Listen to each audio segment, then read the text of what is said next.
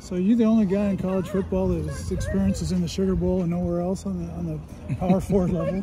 And you might be a unique guy in that sense. Yeah, I actually might be. Probably though. Probably. Yeah. So you're ready to go now. I mean, no more red tape by the NCAA. And yeah, no, I'm full clear to go. We just got to keep getting better in practice, really. So that's it. Yeah. Your coaches seem to know who you are. I mean, they're using you. And they're not asking who you are. Yeah. I mean, I guess that doesn't really matter. It's just showing up every day and trying to get better, showing like who I can be in practice. And this is technically your senior season. You're listed on the roster as a senior. Yeah. So there's a chance I could get last year back and then have an extra year, maybe even another one with the COVID stuff. But like as it stands now, yes. Yeah. What's been the biggest adjustment from just the coaching staff last year to this year? Scheme or anything like that? That's a good question. Biggest adjustment, I'd just say the schedule change. Being an afternoon versus mornings, that's probably the biggest difference that stands out to me. Which do you prefer? They both have such pros and cons, so I don't even know. I don't have an app, but if we're doing this right now, I prefer this. So. In terms of what they're asking you to do individually and then the edge rushers as a group, is it mostly the same things? Do you have more responsibilities? Or? I'd say it's quite a bit different. I think we had a lot more maybe responsibility with some certain calls and stuff last year. This year's more maybe get vertical and stuff, but I mean it's relatively the same. You got to set the edge, you got to control that side of the run game. But I mean we're more on a 4-eye this year too, so it's a little different. You feel pretty good about the group. I mean, I know Trice and ZTF moved on that with the starters, but it seems like you've got a pretty good group, you know, with Ward and yourself and Lane and guys that all have this great potential. And then there's all these guys that are in between, like Voy and maybe Anthony James. You're not sure if they're going inside or outside. Lance too. No, I feel really good about the group. I think we got a lot of hungry guys.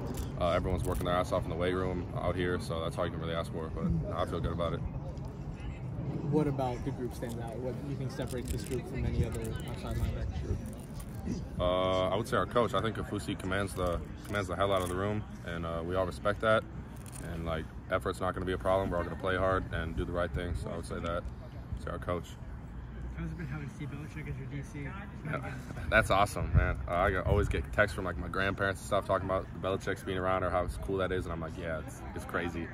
But having a great football mind like that in our building, being our DC, it just builds such like confidence about you. Like I'm just so confident in what our defense is going to be able to do. So I would say it's amazing. Considering his look, do you feel like maybe you should grow your hair out? Maybe he's got the blonde though. It's a little different, but he does pull it off pretty well. I won't lie. You mentioned the alignment maybe being a little bit different this year up front. How would you describe how it's different from just in like certain depending on how many down linemen we have, it could bump you in or out. But base defense is the same. They're relatively the same on the edge, so that's the only difference I would say. How much of a challenge has it been with the running quarterbacks? Obviously, Demon's a little bit more of a runner. Yeah. Kind of having those guys. How much of a difference has that been for you guys as defenders? Yeah, it's a difference. You definitely, Belichick talked about in our defense meeting, we got to be keyed in on who's that quarterback.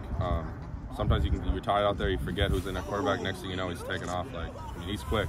He's a freshman. He's really good. But yeah, you just got to adjust your pass lanes, use a little bit more power, stuff like that. But I mean, that just helps us every day at practice. So. You came here with a Sioux Falls connection, and then DeBoer went to Alabama. Yep. Did that bother you at all? That that connection was kind of broken, not by him, but I mean he's gone, and you're still here. Did it bother me? Maybe right away. I just up front when your coach leaves, you're always like, damn, get a little hurt. But he also gave me the opportunity to play Division I football. So at the end of the day, I'm still grateful for him, and I'm still here. We got a great coaching staff that came in, so I'm happy. And you never entered the portal or anything, so you never gave that I don't want to go. I don't want to go through that whole process again. What's your impressions of Sebastian through the first 5 practices? He's a monster. Probably the strongest dude on the team, I would say, arguably, just through as far as power goes. Working his tail off. Great teammate. So great things. Yeah. A lot of new faces too with the Arizona guys coming in. I guess how's the kind of whole D-line bonding so far? The D-line room's close. People like Jacob Bandes really keep that in check. If you guys know Bandes, really just joyful guy. So he does a lot of that. But we're all super close.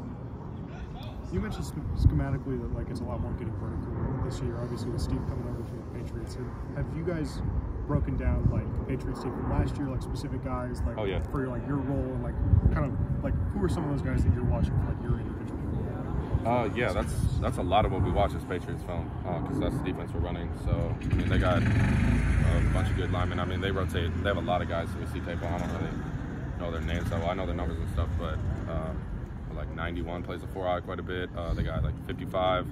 Was it 48? Plays a little adjuster role. They got a nose guard. I think 92 is an absolute beast. We watch a bunch of tape on them. All right. Thank you, guys. Thank you, guys.